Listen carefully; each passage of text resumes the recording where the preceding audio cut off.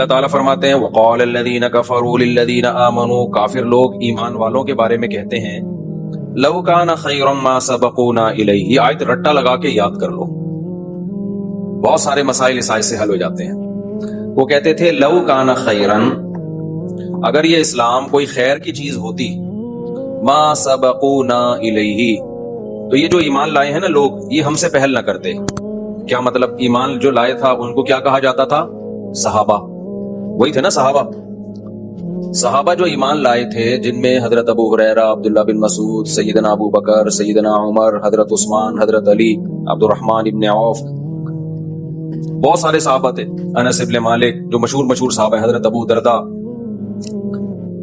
مشرکین کو اپنے دولت پہ، اپنی سرداری پہ اور اپنی ذہانت پہ بہت زیادہ ناز تھا کہ ہم ذہین لوگ ہیں، ہم قوم کے بڑے لوگ ہیں، اور ایمان لانے والے ابن مسعود جیسے، ابو ہریرہ جیسے غریب اور مسکین۔ تو وہ تکبر میں کہا کرتے تھے کہ اگر اسلام کوئی خیر کی چیز ہوتا تو یہ غریب غربا قسم کے لوگ تھوڑی پہل کرتے۔ خیر کی طرف جو مائنڈ جاتا ہے وہ کس کا پہلے جائے گا؟ ہمارا مائنڈ۔ یہ لوگ گئے ہیں، اس کا مطلب یہ کوئی خیر کی چیز، جملہ مکمل کیا کریں بھائی جان، یہ کوئی خیر کی چیز نہیں ہے۔ آپ کیا مشرکین کے اس نظریے سے متفق ہو؟ بولو۔ 100% نہیں۔ ہم الٹا کرتے ہیں اس جملے کو جو مشرکین نے کہا تھا۔ ہم کہتے ہیں لو کان خیرن، کوئی اگر خیر کی چیز ہوگی، سبق لسبقونا، لام تاکید کا ہے۔ وہ کہتے تھے ما سبقو، وہ ہم پہ سبقت نہیں کریں گے، ما کا معنی نہیں۔ ہم کہتے ہیں لسبقونا الیہ، وہ یقیناً ہم پہ پہل کریں گے۔ اس سے بدعت کا پورا دروازہ ہمیشہ کے لیے بند ہو گیا۔ کوئی خیر کا کام ہے صحابہ نے نہیں کیا، اٹ مینز وہ خیر کا کام نہیں ہے۔ ہمارا نظریہ مشرکین والا نہیں ہے۔ مشرکین کہتے تھے خیر کا کام ہوتا تو ہم کرتے، یہ تھوڑی ہم سے پہل کرتے۔ ہم اس کلام کو مانتے ہیں کیا؟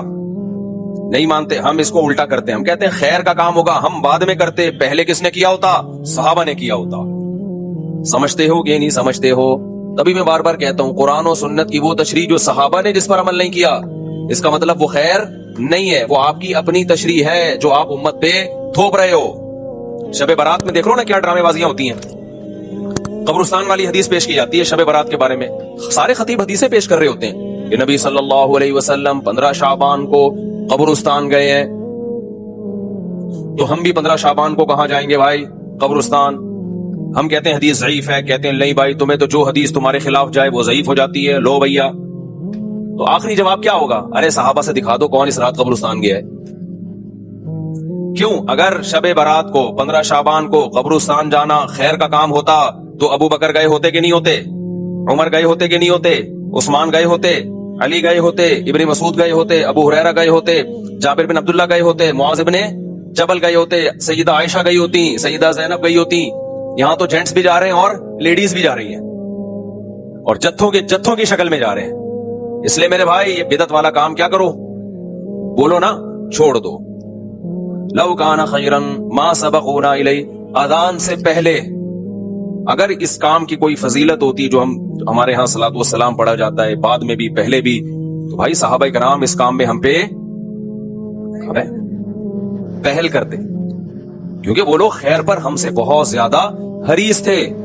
تو دین کو قرآن و سنت کی ایسی تشریح جس میں آپ صحابہ کو بیچ سے ہٹا دیں، وہ تشریح اٹھا کے دیوار پہ دے مارو، چاہے وہ دیکھنے میں کتنی ہی اٹریکٹیو لگے، اس کی دلیل آپ کو کتنی ہی مضبوط لگے۔ سمجھتے ہو کہ نہیں سمجھتے؟ یہی وجہ ہے کہ بہت سارے فقہا بعض حدیثوں کو چھوڑ دیتے ہیں کہ بھئی ہمیں صحابہ میں اس کا یہ عمل نہیں ملتا، اور بعض کمزور حدیثیں ہوتی ہیں لے لی جاتی ہے، کیوں؟ وعلیہ العمل، وہ دلیل یہ دے رہے ہوتے ہیں اس پر کیا ہے؟ عمل ہے۔ اور ان سب باتوں کی دلیل جیسے قرآن کی آیت ہے، ایک اور حدیث ہے جو میں بار بار بیان میں بتاتا ہوں، آج میرا ٹاپک نہیں ہے تو میں آگے چلوں گا انشاءاللہ یہ اس کو بیان کر کے، وہ یہ کہ جب نبی صلی اللہ علیہ وسلم نے فرمایا نا امت میں 73 فرقے ہوں گے، کلہم فی النار، سب کے سب جہنم میں سوائے ایک کے۔ اس حدیث کو اس پہ تو پیش کیا جاتا ہے کہ فرقہ واریت غلط ہے، فرقے نہیں ہونے چاہیے، لیکن جتنے لوگ یہ حدیث پیش کر رہے ہوتے ہیں آدھی بات کرتے ہیں اور آدھی بھی جاتے ہیں۔ یقیناً اس حدیث سے پتہ چلتا ہے صرف ایک جنتی، باقی سارے کہاں؟ بولو نا، جہنم۔ واقعی فرقے غلط ہیں، فرقے نہیں ہونے چاہیے، لیکن پوری بات تو پوچھو بھائی، سارے فرقے جہنمی ہیں؟ سارے جہنم میں؟ नबी ने फरमाया एक उनमें से क्या होगा, बोलो ना, वो जन्नत में होगा। वो भी तो फिरका ही होगा, वो भी तो एक कॉन्सेप्ट ही होगा, वो भी तो एक नजरिया ही होगा। अगला सवाल साहबा ने पूछा, या रसूल अल्लाह, कौन सा फिरका जन्नत में जाएगा? यानी कुल्लुहुम फिन्नार, सारे जहन्नम में, तो एक जो जन्नत में होगा वो कौन सा होगा? तो नबी ने जो अलामत बताई है उसको खूब गौर से सुनो, बार बार बताता हूं। नबी ये नहीं फरमाया कि जो कुरान पे चलेगा, क्योंकि हर फिरका अपनी निस्बत किसकी तरफ करता है? भाई हम तो कुरान को तो सब मानते हैं, क्योंकि वो मुसलमानों के अंदर फिरके होंगे ना, इस्लाम की तरफ निस्बत करेंगे अपनी, तो कुरान तो बेसिक है ना। कोई फिरका ऐसा हो सकता है कि मैं मुसलमानों का एक फिरका हूं और मैं बरहक हूं? क्या भैया तू दलाइल कहां से लेता है? मैं तौरात से दलाइल लेता हूं। मैं जब रेफरेंस दूंगा तौरात और इंजील के दूंगा, तो लोग कहेंगे यार तू तो जड़ से ही खत्म हो गया। इसलिए कुरान के नाम पे तो हर शख्स कोई सही तशरीह करता है और कुरान के नाम का कोई मंजन बेचता है। तो इसलिए नबी ने यहां कुरान का नाम नहीं लिया। यकीनन कुरान पे चलना ही वाला ही बरहक होगा, लेकिन यहां नबी तो बता रहे हैं ना कि उन 73 में ठीक कौन सा होगा, तो उसकी सिलेक्शन का आसान तरीका बताया जाए। अगर आप बता देते जो कुरान पे चलेगा, तो हर शख्स दावा क्या कर रहा है? कुरान। प्रोफेसर गामदी साहब भी कहते हैं मैं कुरान को मानता हूं। वो हजरत ईसा की मौत के दलाइल भी कुरान से दे रहे होते हैं, हालांकि कुरान से उनकी मौत के दलाइल, लेकिन बातों को घुमा दिया। पब्लिक को तो नहीं कुरान की सुन्नत का ज्यादा पता होता। तो नबी ने क्या फरमाया? ये भी नहीं फरमाया कि जो हदीस पे चलेगा, इसलिए कि बहुत से लोग अपनी निस्बत कहां कर देते हैं? हदीस की तरफ। लेकिन हदीस की वो ऐसी तशरीह कर रहे होते हैं जो सहाबा से साबित नहीं होती। इसलिए पूरी बात नबी ने फरमाई, मा अना अलैहि व अस्हाबी, जिस पर मैं हूं और मेरे सहाबा। मैं का क्या मतलब? कुरान पे तो चलना है, लेकिन कुरान पे उस तरह से चलना है जैसे मैं चला। कुरान की कोई ऐसी तफसीर मार्केट में ना ले आना जो मेरे जमाने में ना मिलती हो, जिस पर मेरा अमल ना हो, और मेरे अमल की ऐसी तफसीर ना ले आना जो सहाबा से साबित ना हो। तभी तो मैं बार बार जो चैलेंज करता हूं ना, 3 तलाक एक नहीं होती, इसमें बहुत सारे अब मेरे खिलाफ के लिए पाने लगे। अबे किसी एक सहाबी से दिखा दो ना यार जिसने 3 तलाकों को एक कहा हो, दिखा दो ना आप। और हदीस की किताबों में 3 को 3 कहने के फतवे भरे हुए हैं, इसका कोई जवाब नहीं देता। घुमाते रहते हैं एक्चुअली यूं करके।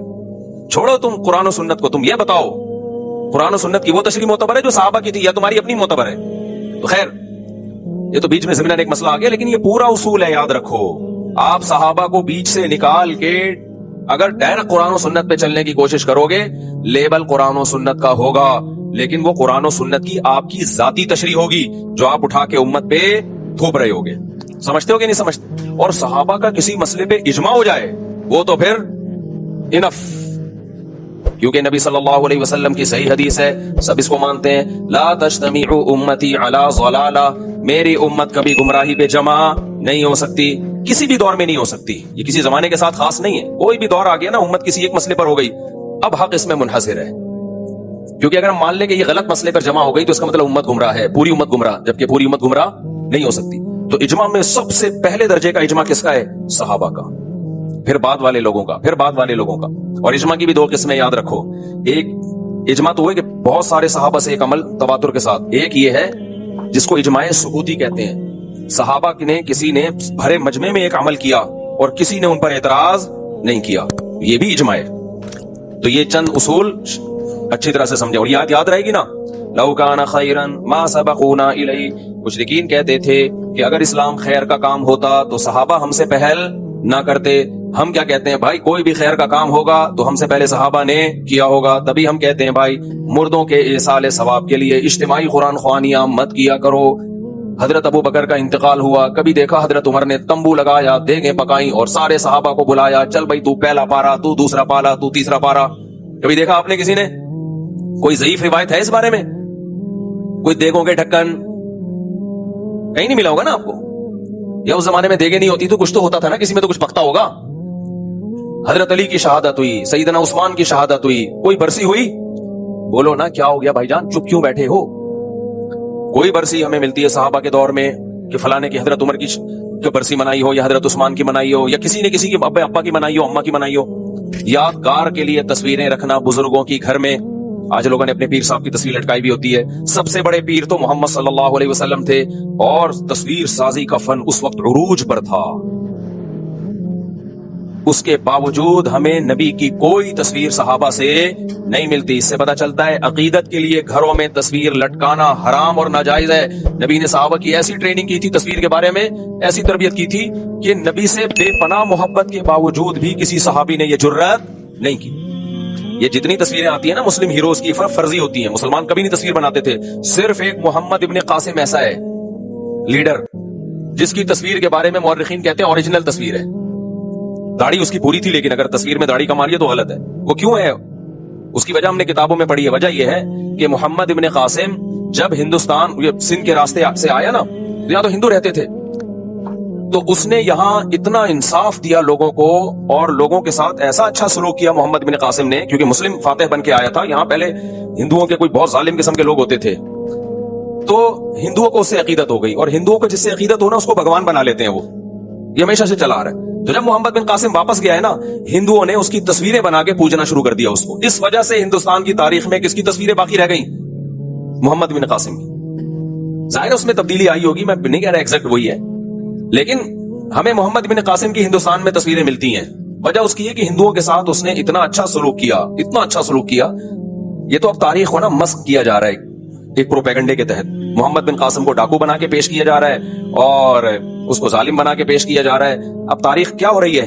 مسخ, چینج, تاکہ جو مسلم ہیروز تھے جن کے دنیا میں بڑے کارنامے, اور اس میں ہمارے کچھ مسلم اسکالر بھی ہیں جو لیبل اسلام کا لگاتے ہیں, کام سارا وہی کر رہے ہیں جو سیکولر لوگوں کا کام. سمجھتے ہو کہ نہیں سمجھتے ہو؟ تو اس سے بھی پتا چلتا ہے بھائی گھروں میں بزرگوں کی باپ دادا کی تصویریں بولو مت لگائے کرو.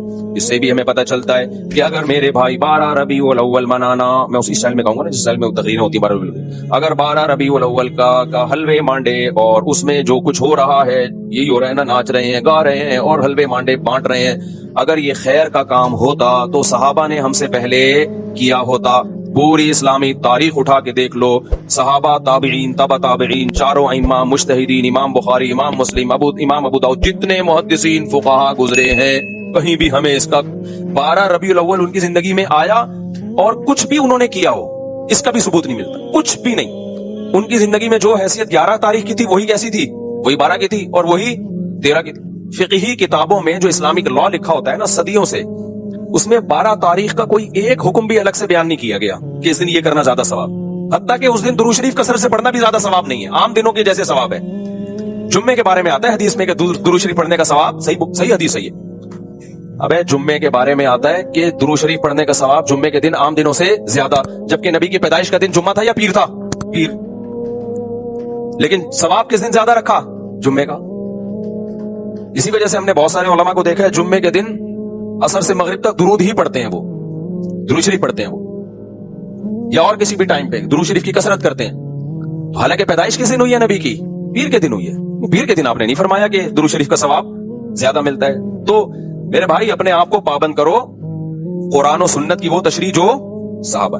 12 ربیع الاول کے حلوے مانڈے ہمیں کہیں بھی نہیں ملتے, اور نہ یہ عرس قوالی. صحابہ کے دور کے کسی مشہور قوال کا نام تو بتاؤ ہے بھائی, صحابہ کے دور میں کوئی بہت مشہور قوال ہو جن کی قوالی سننے کے لیے صحابہ کرام جایا کرتے. کوئی عرس ہوا ہے صحابی کے دور میں ہے بھائی؟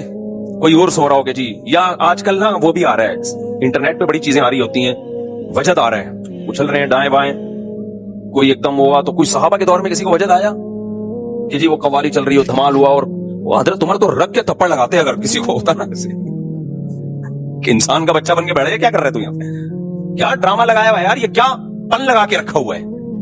وہی کلپ چلا دو اس کے ساتھ. جب بھی کوئی ایسی قوالی میں اچھل کود کر رہا ہو نا تو لندن والے کا وہ کلپ لگا دو, کیا پن لگا کے. وہ پورا جملہ مسجد کی وجہ سے میں نہیں کہہ پا رہا, کیا پن لگا کے رکھا ہوا ہے, وہ چلا دیا کرو ساتھ. تو یہ عرس ہو گئے, قبروں پہ قوالیاں ہو گئیں, دھمال ہو گئے, اور یہ جو ٹوپی ڈرامے ہو رہے ہیں, اور بچارے بن سج کے شب برات کو قبرستان جا رہے ہوتے ہیں. چھوڑ دو میرے بھائی یہ کام. قبرستان جب تمہیں پٹے پہ ڈال کے لے کے جائیں گے نا وہی ٹھیک ہے. اس سے پہلے جانا ہے دن میں جاؤ. قبرستان رات کو جانے کا موقع نہیں ہے, دن میں جاؤ اور تنہائی میں جاؤ. نبی صلی اللہ علیہ وسلم نے فرمایا فزورها فانها تذکر الاخرہ, قبرستان جایا کرو, اس سے آخرت کی یاد تازہ ہوتی ہے. وہاں جا کے کیا کرنا ہے؟ مرحوم جتنے ہیں ان کے لیے دعا کرنی ہے. سب سے پہلے تو ان کو سلام کرنا ہے.